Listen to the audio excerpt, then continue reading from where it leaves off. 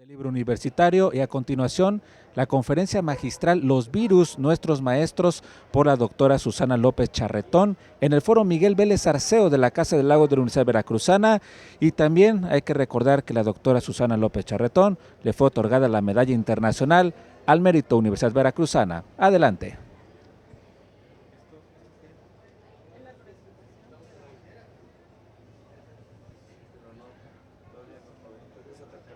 ¿No tienes Excel? Digo, PowerPoint.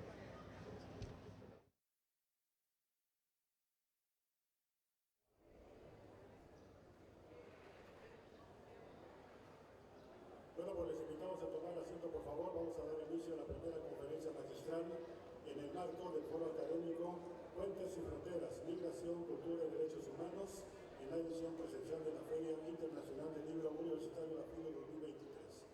Con el tema Los virus, nuestros maestros, a cargo de la doctora Susana López Charretón, Medalla Internacional al Mérito Universidad Veracruzana.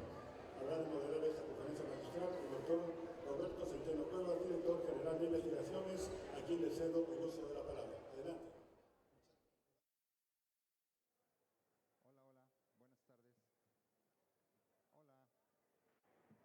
Hola. ¿Les parece si empezamos? Buenas tardes. ¿Qué tal?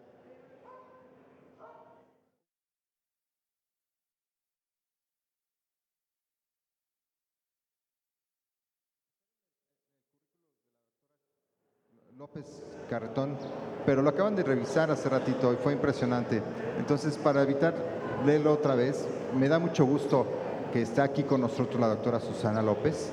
Creo, sin lugar a dudas, que es una de las más importantes virólogas que tiene este país y me da mucho gusto que haya obtenido este reconocimiento en verdad. Pues ya leímos su currículum hace un ratito, ya le eché flores, doctora.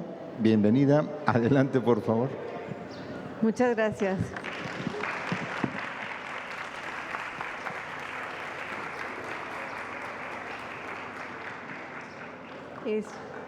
Les agradezco mucho su presencia y le quisiera pedir, aquí está.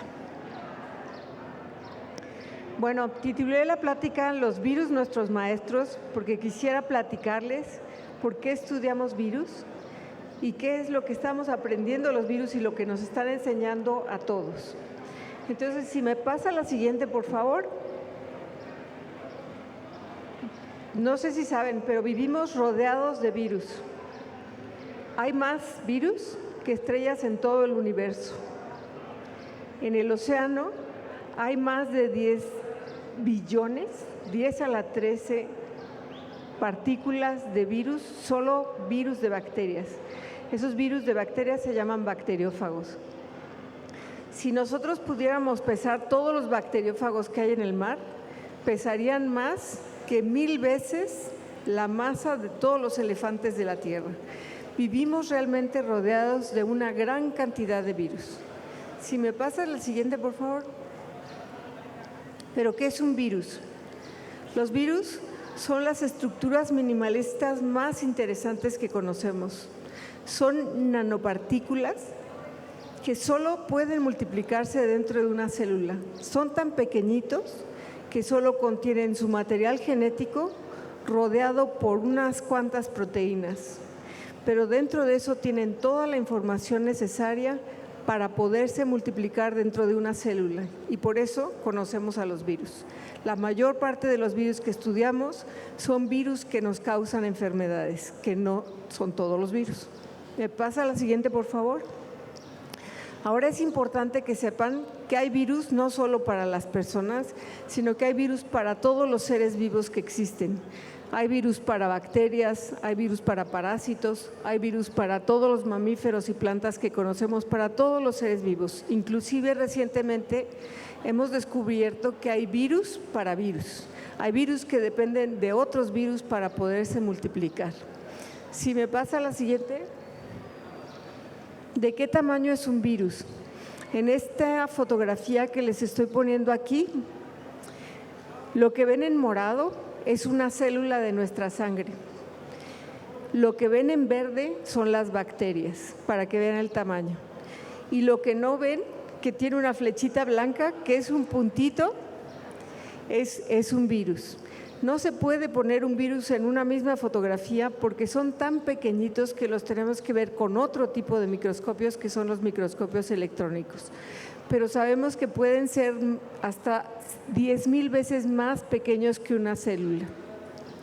Ahora, lo que es muy interesante es que recientemente, en los últimos años, se han descubierto virus que se llaman virus gigantes, que ya empezamos a verlos con un microscopio normal, pero estos virus hasta ahorita solo sabemos que infectan parásitos, pero los llamamos ahora virus gigantes. Si me pasa a la siguiente, por favor. Los virus tienen muchas formas, son hermosísimos. Estos que ven ustedes aquí abajo son en realidad cristalografías de los virus. No son a colores en realidad, pero esta es una representación colorida de cristales de los virus. Así es que pueden ver todas las formas que hay ahí y también los tamaños, desde lo más pequeñito, que es un circovirus porcino que mide 17 nanómetros, hasta los virus gigantes que ya miden 700 nanómetros, que son muchísimo más grandes, pero de esos hay toda una variedad de tamaños y formas. Ustedes han visto también el virus del ébola, por ejemplo, que también tienen formas fibrilares, y el virus de la rabia, que parece una balita, por ejemplo. Entonces tenemos todas las formas y tamaños. Si me pasa la siguiente. Ahora, ¿qué es lo que pasa durante una infección? Les dije que los virus no pueden replicarse por sí mismos, requieren entrar a una célula para multiplicarse, dependen de las células a las que infectan para multiplicarse. Desde luego, cuando una célula siente o percibe que es infectada, despierta toda una serie de batería de defensas contra el virus. Esas defensas tratan de proteger a la célula para no infectarse. A la vez, el virus ha desarrollado defensas para contrarrestar esas armas celulares. Entonces, lo que hacemos en virología es justamente estudiar estas batallas entre los virus que están tratando de infectar una célula y protegerse de la respuesta de las células contra el virus. Esa batalla ha resultado en conocimiento muy interesante para nosotros. Y les voy a mostrar un poco de lo que hemos aprendido. Si me pasa la siguiente. Como seguimos un virus, que algunos estudiantes me lo preguntaron hace un rato, es que tenemos que averiguar si esta bola que ven ahí es una célula. Los virus tienen que entrar a la célula y tenemos que aprender cómo entran, cómo escogen a las células que van a infectar. Cuando han oído hablar de coronavirus, solo infecta a las células pulmonares. ¿Cómo sabe o por qué solo infecta a las células pulmonares? Depende un poco justamente de las proteínas que envuelven al virus y que reconocen a ciertas células. Una vez adentro de la célula, el virus empieza a replicar su material genético y a producir muchas copias del mismo que se convierten en nuevos virus. Todo eso a expensas de la célula. ¿Cómo hace el virus para que la célula no lo elimine y la célula lo replique? Es justamente la batalla que nosotros estamos caracterizando y que nos ha llevado a mucho conocimiento. Si me pasa la que sigue. Entre las cosas que hemos aprendido de los ciclos replicativos, al estudiar ciclos replicativos, es entender por qué el tipo de patogenia que causan ciertos virus, por qué causan ciertas enfermedades, y también nos ha permitido identificar talones de Aquiles de los virus para diseñar drogas antivirales. Si conocemos cuáles son los puntos débiles de los virus, podemos atacar esos puntos para poder combatirlos y así poder hacer blancos terapéuticos. Si me pasa la que sigue. Ahora, esto en general es interesante porque la virología no es una ciencia cualquiera, es una disciplina integrativa. A través de caracterizar estas batallas, ha habido grandísimos descubrimientos de biología celular, de biología molecular, de bioquímica, de inmunología y de biología estructural, entre otras. Es tan importante Ha sido tan importante el estudio de la virología que en la historia de los premios Nobel de medicina, 22 premios Nobel se les han dado a estudiosos de los virus por distintas razones.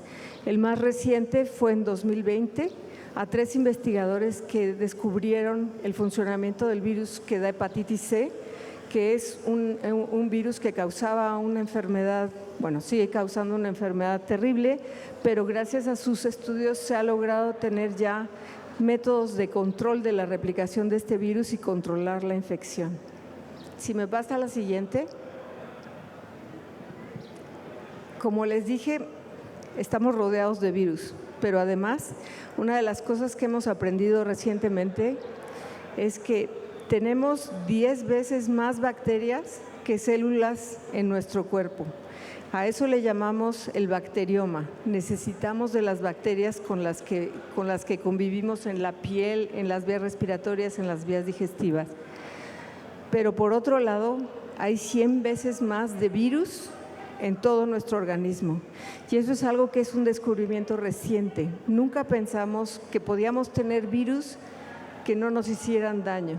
Y la realidad es que una de las labores muy importantes de los virus en nuestro intestino y en nuestras vías respiratorias es mantener el equilibrio con las bacterias que viven en nuestro cuerpo. Los bacteriófagos matan a las bacterias y permiten mantener un nivel de bacterias. Si no tuviéramos esos virus, nos inundaríamos de bacterias, por ejemplo. Los bacteriófagos son uno de los elementos muy importantes para mantener nuestra microbiota, de la que ustedes últimamente han oído hablar mucho. Nos ayuda muchísimo a mantener el equilibrio de la microbiota. Si me pasa la que sigue. Otro ejemplo de los virus que son muy buenos son también los bacteriófagos en el mar. Sabemos que los bacteriófagos son 15 veces más abundantes que las bacterias y las arqueas marinas. Y estos bacteriófagos destruyen bacterias y arcas marinas, el 40% de las bacterias y arcas marinas todos los días. Y gracias a eso hay una recircularización de materiales que son necesarios para la vida de otros animales marinos y para el plancton. Si no tuviéramos bacteriófagos en el mar, nos moriríamos en 2 días, porque se llenaría de tal cantidad de bacterias que se consumirían todo el oxígeno y todo el carbono del mar y no podría haber vida marina. Entonces son indispensables. Siempre pensamos que los virus y los bacteriófagos son malos, pero en realidad todo tiene sus 2 aspectos. Son muy necesarios para mantener el equilibrio de la microbiota y muy importantes para mantener el equilibrio de vida en el mar. La que sigue, por favor. Ahora, otra cosa que hemos aprendido es que los virus las infecciones que hemos padecido han modificado mucho el comportamiento socioeconómico en nuestra historia. Si se acuerdan, en 1918, no se acuerdan, pero bueno, en 1918 tenemos reportes de la primera gran pandemia de influenza, que se calcula, porque todavía no teníamos números, que mató cerca de 50 millones de personas en ese entonces por influenza. Y también se ha pensado que esta pandemia favoreció la terminación de la Primera Guerra Mundial, dada la gran mortalidad que hubo en ese entonces. A lo largo de los años hemos tenido distintas pandemias. Una de las que más cambios sociales indujo fue en 1981 el descubrimiento del virus de la inmunodeficiencia adquirida. Hasta entonces había muy poco lenguaje acerca del comportamiento sexual de las personas, acerca de la protección de las personas, y a partir del descubrimiento del HIV, la sociedad entera tuvo que cambiar. Tuvimos que aprender muchas maneras de hablarlo y de proteger a la sociedad de este tipo de enfermedades. ¿Y para qué les cuento de la actual pandemia? De la pandemia que pasamos a partir de 2020, en la que el comportamiento humano completo se modificó y todavía no sabemos cuáles van a ser las consecuencias, por ejemplo, de haber tenido 2 años a los niños sin socializar, por ejemplo, porque tenían que estar en su casa. Todo esto nos modificó de tal manera el comportamiento social que lo vamos a seguir viendo a lo largo de muchísimos años. Si me pasa la siguiente, todas estas pandemias que les estoy contando suceden por infecciones de virus emergentes. Y ustedes se preguntarán si esto que estoy hablando no les es común, pero estoy segura que hemos oído de influenza, que hemos oído de brotes epidémicos de Zika, de chikungunya, de dengue, de ébola en el mundo, de COVID, y recientemente oímos mucho hablar del mpox o del monkeypox, de infecciones de mpox. Estamos teniendo cada vez más este tipo de eventos en nuestra sociedad y en el mundo entero. ¿Y esto por qué es? ¿Me pasa la siguiente? Bueno, para empezar, ¿qué es lo que está causando esto? ¿Qué causa estas enfermedades emergentes? Lo que sabemos que está pasando es que hay transmisión de virus animales que están normalmente habitando animales a personas. Esto se llama brincos zoonóticos o enfermedades zoonóticas. Si me pasa la siguiente. ¿Y estas cómo suceden? Normalmente los virus que están en el centro de este dibujo tienen hospederos naturales que infectan a ciertos hospederos y ahí es el nicho del virus. Por cercanía, algunos animales con otros animales se pueden contagiar de ese virus y hay una siguiente infección. Pero también puede suceder que personas que se acercan demasiado a animales silvestres, domésticos, etcétera, que están infectados, se pueden contagiar de un virus que normalmente infecta un animal. Esto sucede muy frecuentemente. Sin embargo, es raro que los virus se adapten a replicarse muy bien en el ser humano y entonces no hay más consecuencias que una persona se enferme y el virus ya no puede aumentar su replicación. Pero en escasos casos, afortunadamente, sucede, como en el caso de SARS-CoV-2 que vivimos, en el que el virus que tiene un origen animal se contagia a una persona y se adapta muy bien a replicarse en esa persona y se empiezan a contagiar personas. Y como es un virus al que el organismo, el sistema inmune de los humanos no está adaptado, pues tenemos pandemias de este tipo en el que todo el mundo somos susceptibles a esta infección. Si me pasas la siguiente. Esto no es raro. Sabemos que el 60-75% de las infecciones conocidas son de origen zoonótico. No es algo que esté sucediendo escasamente. Lo que pasa es que muchos de esos virus se adaptaron tanto al hombre que ya ni siquiera nos acordamos que vinieron de animales. Muchos de los virus que comúnmente tenemos ahora tuvieron su origen zoonótico hace muchísimos años. En la siguiente, ¿cómo ocurren? ¿Por qué está pasando esto tan seguido?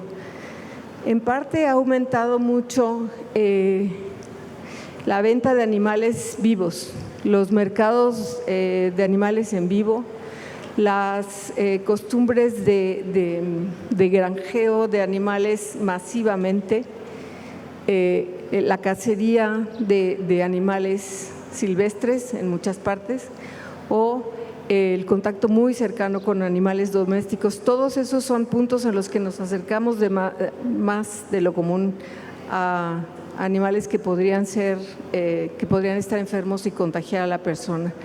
En la siguiente, por favor. Y uno de los elementos más importantes que favorecen este tipo de infecciones son, por ejemplo, los mosquitos, que son transportadores de virus, y los murciélagos, que son reservorios de muchos virus. Si me pasas la siguiente, por favor. Los mosquitos son, digamos que la casa de muchos virus que se llaman arbovirus, que son virus que pueden transportarse a través de moscos y garrapatas. Estos, por ejemplo, son virus como Zika, dengue y chikungunya, que ustedes saben que son transmitidos por mosquitos. Si me pasas la siguiente, normalmente lo que sucede es que los mosquitos transportan en zonas selváticas, transportan o viven transportando el virus de animales silvestres a los animales silvestres selváticos. Ese es un ciclo selvático. Pero si las personas invaden estas zonas selváticas, pueden ser picadas por un mosquito que está infectado con alguno de estos virus y pueden ir a las ciudades y se puede establecer un ciclo rural en el que urbano, en el que un mosquito pica a esta persona que viene transportando el virus y se empieza a adaptar el virus a las zonas urbanas. Entonces, cada vez más tenemos este tipo de viajes, digamos, de virus que normalmente son selváticos y se empiezan a adaptar a zonas urbanas por intromisión de las personas en zonas selváticas. Si me pasas la que sigue, nuestro otro gran problema, pero también nuestra otra gran bendición son los murciélagos. Los murciélagos representan 1/5 de todas las especies de mamíferos en la Tierra. Y lo que tienen es que viven, como ustedes saben, en cuevas, en comunidades enormes y pueden alojar de manera asintomática muchos virus. Su sistema inmune es muy interesante porque los protege de muchas de estas infecciones, pero las replican a los virus sin tener enfermedades y pueden transportar estas enfermedades. Entonces digo que es uno de nuestros principales problemas y ahorita les voy a dar unos ejemplos, pero a la vez son una bendición. No podríamos eliminar a los murciélagos sin destruir totalmente la ecología y la agricultura que tenemos. Son polinizadores naturales, también destruyen muchos insectos nocivos para las plantas, etcétera. Entonces, no podemos meternos con ese equilibrio. Simplemente lo que tenemos que hacer es no invadir hábitats que no debemos. Si me pasa la que sigue, ejemplos, por ejemplo, de este transporte de virus son el virus del MERS, que es un primo hermano del SARS coronavirus, que se encontró en Arabia Saudita. Aquí lo que vieron, como pudieron encontrar cómo era una enfermedad zoonótica, fue que en las datileras los murciélagos en las noches van a comer dátiles y tiran frutas mordidas y excretas. Al día siguiente, camellos van a tomar la sombra, digamos, y comen todo este desecho que hay abajo de las datileras. Y entonces empezaron a tener problemas de enfermedades de camellos, enfermedades respiratorias de camellos. En estas partes los camellos son como los perros, la gente los quiere mucho y los cariña mucho y se acerca mucho, son una mascota en realidad. Y entonces se empezaron a contagiar y el virus se adaptó a las personas y causó esta enfermedad que es una enfermedad respiratoria severa como el coronavirus, pero encontrado en el Medio Oriente. Y es un virus mortal, o sea, causa un 35% de mortalidad. Afortunadamente, como que no ha despegado, digamos, ese virus y se ha controlado en esas regiones. Pero este es un ejemplo de cómo se transportan los virus. En la que sigue hay un ejemplo más, que es el virus del ébola. El virus del ébola causa 70% de mortalidad. Hasta ahora solo se ha encontrado en regiones de África. También es transportado por murciélagos y aquí lo que sucede es que mucha gente tiene costumbre de cacería de bosque o de cacería de selva y entran en contacto muy cercano con sangre de animales infectados que a su vez comieron algo de murciélagos o pueden inclusive tener en su dieta murciélagos y eso puede causar el contacto directo con un animal, causa este tipo de zoonosis y es por eso que tenemos este tipo de problemas, la demasiada cercanía con animales nos está causando este tipo de problemas. Si me pasas a la siguiente. Esto no es raro y tenemos una gran cantidad de enfermedades emergentes. Este es solo un ejemplo de todos los brotes epidémicos que han hecho más o menos noticia en los últimos 20 años. En la siguiente, ¿qué es lo que está favoreciendo ahora más que antes? este tipo de brotes epidémicos o pandemias. Por un lado, la sobrepoblación que tiene el mundo. Si ustedes van a Ciudad de México y se tratan de subir un metro, saben de lo que estoy hablando. Cambios ambientales. Somos tantos que estamos ya destruyendo muchísimas fuentes ambientales. También hay una gran deforestación. Tantas personas en búsqueda de vivienda y en búsqueda de alimentación están reconvirtiendo campos o selvas en lugares de agricultura o de vivienda. Y la globalización. Ahora nos podemos ir a China y mañana estamos en China. La gente, los servicios, todos los bienes se pueden mover rápidamente por todo el mundo y eso no hay manera de controlarlo. No hay frontera que pueda bloquear el transporte y la globalización que estamos viviendo. Todos estos elementos son un conjunto de factores que está favoreciendo las pandemias que estamos teniendo. Entonces sí requerimos de una solución más integral. Y para eso, si me pasa a la siguiente, se está pensando ahora, bueno, no es ahora, ya lleva 10 años más o menos, la idea de que tenemos que empezar a tener un concepto de una sola salud.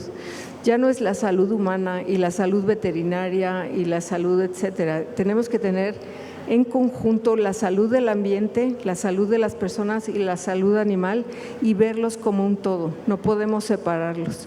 Si me pasa la siguiente, este concepto de una sola salud lo está promoviendo muchísimo la Organización Mundial de la Salud y la Organización Mundial de la Salud Animal, en el que tenemos que contemplar de manera multidisciplinaria todos los ámbitos en los que podemos participar, animales, plantas y personas, para tener un mapeo más integral y cuidar mejor nuestro ambiente, nuestra salud y la salud animal. Pero no se ve fácil que simplemente, a pesar de que lleva 10 años la idea. Si me pasas la siguiente, finalmente, ¿qué nos toca a nosotros hacer por lo pronto? Por lo pronto nos toca buscar fuentes de información serias. Hemos tenido un problema de infodemia cada vez más fuerte. Es muy fácil, las redes sociales nos están matando, es muy fácil ver malas noticias y repartirlas.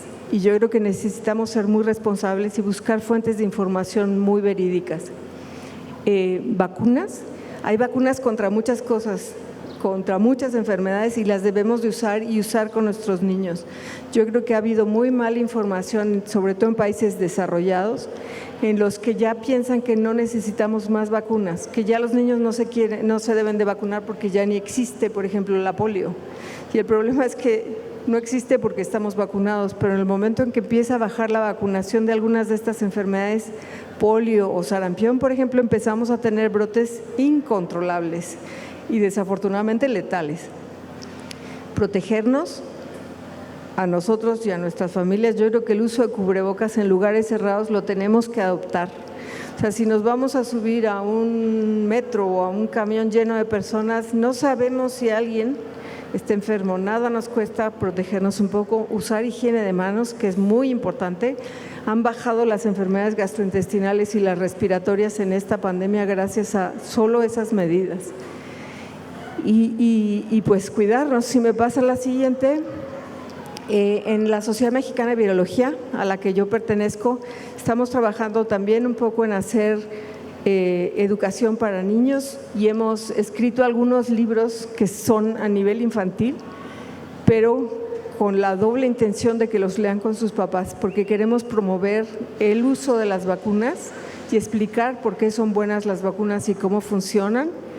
Y también hicimos otro libro, si me pasa la siguiente, explicando por qué nos tenemos que cuidar de los mosquitos. Los mosquitos parece trivial, pero las enfermedades que causan los mosquitos, especialmente dengue severo, chikungunya, no se diga, y Zika, son importantes y vamos a seguir teniendo este tipo de infecciones. Entonces, protegernos de los piquetes de los mosquitos es lo más elemental y ese tipo de información es la que queremos repartir a los niños.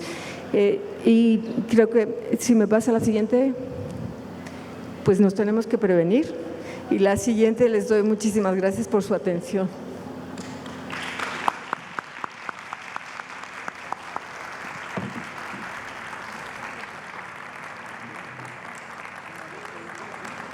Me comenta la doctora que si alguien tiene una o dos preguntas por ahí, vamos a dar un espacio para unas pocas preguntas, por si alguien por ahí quiere preguntar algo.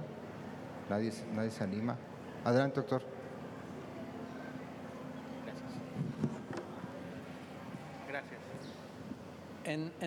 Buenas tardes, doctora, muchas felicidades. Gracias. ¿En alguna otra de estas enfermedades emergentes se ha visto el fenómeno que se está viendo con el COVID, que ahora le llaman el COVID largo, que deja secuelas de muy largo plazo? Quizás muchas enfermedades virales dan secuelas. Lo que pasa es que ahora estamos viendo estas secuelas porque nunca habíamos visto millones de personas enfermas al mismo tiempo y el seguimiento de estas personas. Entonces, quizás, si no me dejan mentir, por ejemplo, el sarampión da una inmunodeficiencia, una secuela de inmunodeficiencia muy grande porque se replica en las células inmunes, que las personas que tienen sarampión después quedan con una susceptibilidad a muchas otras infecciones. Ahora se ha hecho muy obvio porque nos enfermamos todos de un tiro, o sea, porque hablamos de miles, de centenas de miles de personas al mismo tiempo en el mundo, entonces la observación es más clara. Sí. Doctora, buena tarde a todos. A nombre de mi hija Ivana, que tiene 9 años, ella está muy interesada en la ciencia y su pregunta es si el coronavirus, el COVID-19, surgió de un laboratorio o fue transmitido por algún animal. Muchas gracias por su respuesta. Ha sido muy controvertido y ha habido muchísima discusión. Lo que yo sé es que hay muchos datos que indican que fue un animal en el mercado de Wuhan realmente. El problema que hubo para poderlo destapar tan rápido es que cerraron, está prohibido en China vender animales en pie. Y entonces, cuando empezó la enfermedad, desaparecieron a los animales en pie y cerraron el mercado y limpiaron muchísimo. Pero investigadores, inclusive chinos, hicieron muestreo de jaulas y muestreo de aguas de desecho, de drenajes, y encontraron vestigios del virus. Eso no venía de ningún laboratorio. Ahora, lo del laboratorio, la otra cosa es que los virus, como les dije, son tremendamente audaces, cada uno tiene una estrategia muy interesante y muy, digamos que a prueba de balas. Yo creo que no sabemos tanta biología para diseñar un virus todavía. Entonces eso también lo descarta. Sigue habiendo el pleito, pero yo te lo digo a ti, yo creo que es más un pleito de Estados Unidos con China para echarles la culpa que evidencia científica de que esto fue una zoonosis de estas de animales.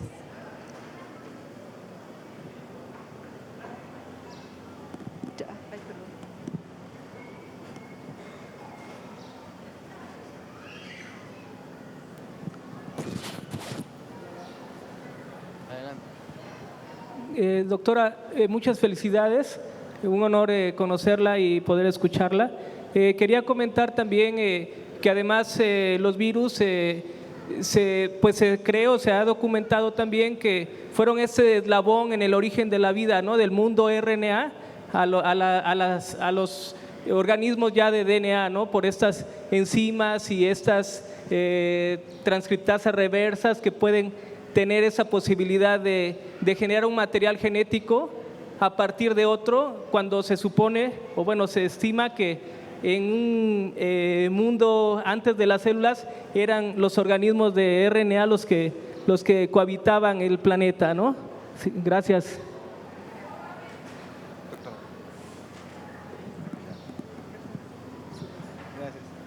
Sí, me parece que aunque no tenemos todavía evidencia, es muy interesante saber que existe mucho más virus de RNA que de DNA en la naturaleza y que tenemos evidencia en el genoma humano y animal de que tenemos rastros de DNAs, bueno, rastros genéticos de inserciones de retrovirus que parece ser que han sido los más antiguos en la naturaleza.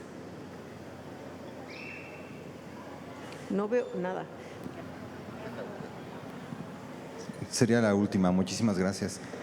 Sí, Adelante. muchas gracias. En primer lugar, muchísimas felicidades a la doctora Susana. Y en segundo lugar, esta información, qué bueno que la Universidad Veracruzana decidió otorgar también una medalla porque sirve de difusión el hecho de que la especialidad en virología esté hoy aquí presente y porque la información, por lo menos para mí, es escasa en términos de virus. La pregunta es cómo podemos documentarnos y tener mayor acercamiento a la difusión que ustedes hacen en esta especialidad. En México tenemos la Sociedad Mexicana de Virología y tiene una página de divulgación en la que tratamos de sacar las noticias más frecuentes, explicándolas a nivel divulgación. Tenemos ahí también los libros para niños que son gratis, que están en línea y están abiertos para los niños, pero también pueden ver otras páginas. La Organización Mundial de la Salud tiene una página muy buena con información pública. Ahí pueden leer qué es el monkeypox, qué está pasando con coronavirus, todo está a nivel de público en general, no se tiene que ser experto. Creo que vale la pena buscar esas páginas y evitar o véanlas, pero las cosas sensacionalistas no llevan a mucho. Gracias. Pues les agradecemos muchísimo su atención y muchísimas gracias a la doctora por acompañarnos en esta conferencia inaugural de las actividades académicas de la FILU. Muchísimas gracias por su atención, buenas noches y nos vemos mañana, ¿no? Buenas tardes. Con esto concluye la conferencia magistral, la que inicia prácticamente el programa Foro Académico con el título Los virus, nuestros maestros, dictada por la doctora Susana López Charretón, a la cual le fue dada la Medalla Internacional al Mérito Universidad Veracruzana. Y desde el Foro Miguel Vélez Arceo, gracias por haber estado con nosotros. Siga con la transmisión de TLV.